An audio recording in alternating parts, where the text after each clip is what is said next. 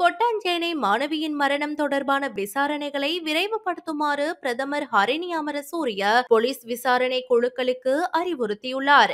Juicy தி clothing store முழு குடும்பத்தினருக்கும் தேவையான அனைத்து ஆடை அணிகலன்களையும் ஒரே இடத்தில் கொள்வனவு செய்யுங்கள். அனைவருக்கும் ட்ரெண்டிங்கான எக்ஸ்க்ளூசிவ் கலெக்ஷன்ஸ் எங்களிடம். கொட்டஹென, ஹேட்டன் மற்றும் வில்லபத்தை புதிய கிளையில்.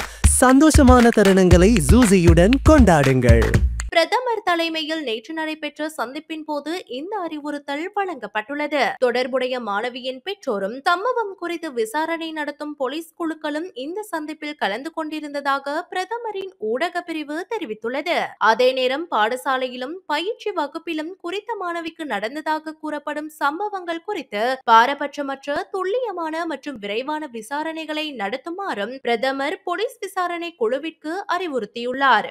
அதே நேரம் இந்த சம்பவம் பதிவாகிய போது எடுக்கப்பட்ட நடவடிக்கை செயல்திறனானதா என்பது குறித்து கல்வி அமைச்சு உள்ளக விசாரணையை நடத்தி வருவதாகவும் பிரதமர் தெரிவித்துள்ளார். அத்துடன் சிறுவர் துஷ்பிரயோக வழக்குகளில் தலையிட வேண்டிய அரசு நிறுவனங்களுக்கிடையேயான ஒருங்கிணைப்பு மிகவும் மோசமான மட்டத்தில் உள்ளதாக பிரதமர் இதன் போது குறிப்பிட்டார். எனவே அந்த பொறிமுறையை கண்காணித்து அதை நெறிப்படுத்த தேவையான நடவடிக்கைகளை எடுக்க சிறுவர் நோய் தொடர்பான வைத்திய நிபுணர் அஸ்வினி பெர்னாண்டோ தலைமையில் மூவர் அடங்கிய குழாம் ஒன்றையும் பிரதமர் ஹரிணி அமரசூரிய நியமித்துள்ளார். இதனிடையே கொட்டாஞ்சேனை பகுதியில் தனது உயிரை மாய்த்துக் கொண்ட சிறுமி பம்பலப்பிட்டிய பிரதேசத்தில் பாடசாலை கல்வி கற்கும் காலத்தில் அந்த பாடசாலையின் ஆசிரியர் ஒருவரால் துன்புறுத்தப்பட்டுள்ளமை தொடர்பில் போலீஸ் ஊடக பிரிவு அறிக்கை ஒன்றை வெளியிட்டுள்ளது.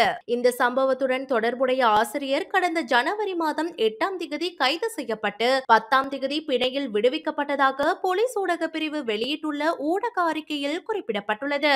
மேலும் பிணையில் விடுவிக்கப்பட்டுள்ள ஆசிரியருக்கு வெளிநாட்டு பயண தடை விதிக்கப்பட்டுள்ளதாகவும் போலீசார் தெரிவித்துள்ளனர். இந்த சம்பவத்துடன் தொடர்புடைய வழக்கு எதிர்வரும் 19ஆம் திகதி விசாரணைக்கு எடுத்துக் கொள்ளப்பட உள்ளது. கொட்டாஞ்சேனையில் கல்பொத்த வீதியில் உள்ள ஒரு அடுக்குமாடி குடியிருப்பில் வசித்து வந்த டெல்ஷி அம்சிகா என்ற 15 வயது மாணவி கடந்த ஏப்ரல் மாதம் 29ஆம் திகதி 6வது மாடியிலிருந்து விழுந்து தனது உயிரை மாய்த்துக் கொண்டார். குறித்த மாணவியின் பெற்றோர் கடந்த 4ஆம் திகதி ஊடக சந்திப்பொன்றின் போது பாடசாலை ஆசிரியரின் செயற்பாடுகளும் தனியார் கற்கை நிலைய ஆசிரியரின் செயற்பாடுகளும் மாணவியின் மரணத்திற்கு காரணம் என குற்றம் சுமத்தினர். அதன்படி மாணவியின் மரணத்திற்கு நீதி கோரி கடந்த 8ஆம் திகதி கொழும்பின் வெவ்வேறு பகுதிகளில் 3 ஆர்ப்பாட்டங்கள் முன்னெடுக்கப்பட்டன.